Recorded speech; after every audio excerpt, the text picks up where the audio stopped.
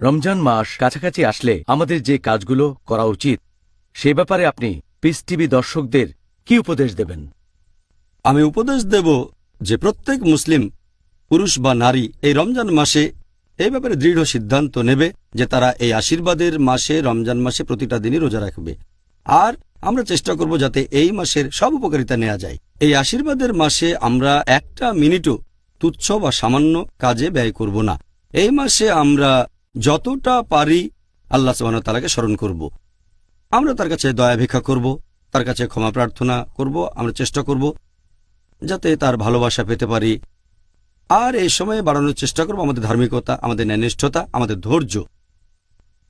আর আমাদের নবী মুহাম্মদ সাল্লাল্লাহু আলাইহি ওয়াসাল্লাম বলেছেন, সহিহ বুখারী খণ্ড নম্বর 3 বুক অব ফাস্টিং হাদিস নম্বর 1903, আমাদের নবী মুহাম্মদ সাল্লাল্লাহু আলাইহি ওয়াসাল্লাম বলেছেন, যদি কেউ মিথ্যে কাজ আর মিথ্যে কথা থেকে বিরত না থাকে, আল্লাহ সুবহানাহু ওয়া তাআলা তার খাদ্য গ্রহণ বা পানীয় গ্রহণ থেকে বিরত থাকাটাও দেখবেন না।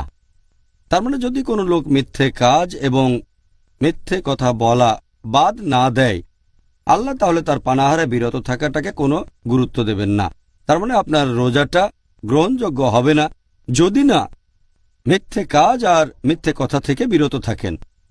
আমাদের প্রিয় নবী মুহাম্মদ সাল্লাল্লাহু আলাইহি ওয়াসাল্লাম তিনি আরো বলেছেন, এটাও একটা সহিহ হাদিস যেটা উল্লেখ করা হয়েছে মুসনাদ আহমদে খণ্ড নম্বর 2 পৃষ্ঠা নম্বর 230 হাদিস নাম্বার 7148। এই হাদিসটা এছাড়াও আছে সুনান আল নিসাইতে অধ্যায় নম্বর 5 হাদিস নাম্বার 2106। সেখানে আমাদের নবী মুহাম্মদ সাল্লাল্লাহু আলাইহি ওয়াসাল্লাম বলেছেন, সবাই শোনো, রহমতের মাস রমজান তোমাদের সামনে। আল্লাহ তাআলা আদেশ দিয়েছেন যে এই মাসে তোমরা রোজা রাখবে আর বেহেশতের দরজা খোলা অবস্থায় থাকবে এই পবিত্র মাসে এবং দোজখের দরজা বন্ধ থাকবে। শয়তান এই সময়ে শেকলে বাঁধা থাকবে। এই মাসে একটা রাত আছে যেটা হাজার মাসের চেয়েও অনেক উত্তম।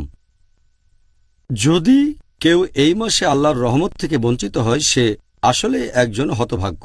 তাই আমাদের মনস্থির করতে হবে যে আমরা এই মাসের উপকারিতাগুলো সব নেব। আমাদের নবী মুহাম্মদ সাল্লাল্লাহু আলাইহি ওয়াসাল্লাম বলেছেন, এটা উল্লেখ আছে সহিহ বুখারীতে খণ্ড নম্বর 3 বুক অব ফাস্টিং হাদিস নাম্বার 1901।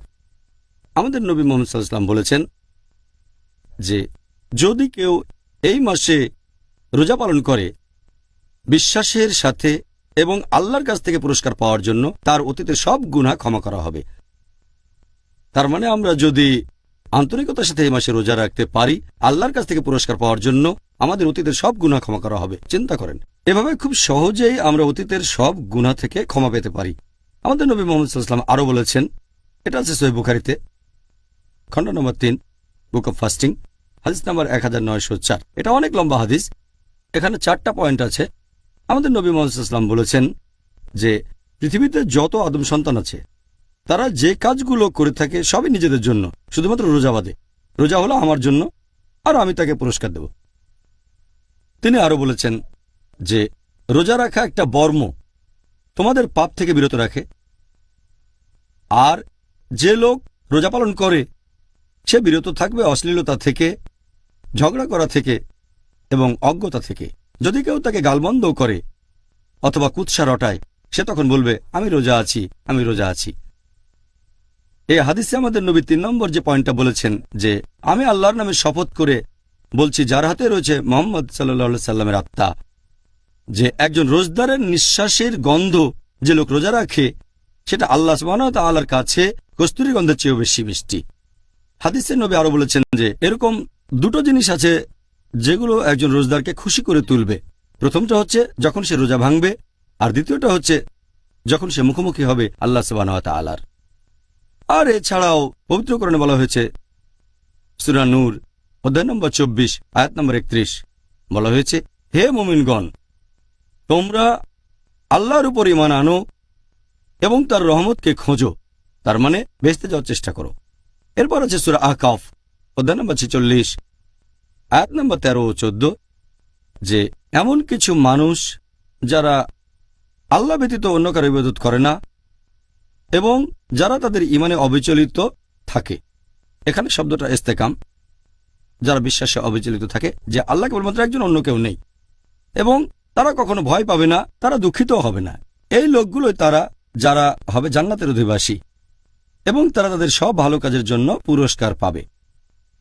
তাই আমি দর্শকদের উপদেশ দেব, এই মাসটাকে তারা পুরোপুরি কাজে লাগাবে। এ সময় তুচ্ছ জাগতিক ব্যাপারে সময় নষ্ট করবে না, সময় ব্যয় করবে আল্লাহ তাআলার ইবাদত করে, আল্লাহকে স্মরণ করে এবং তার কাছে ক্ষমা প্রার্থনা করে। মাশাআল্লাহ। হৃদয়ের প্রশান্তি।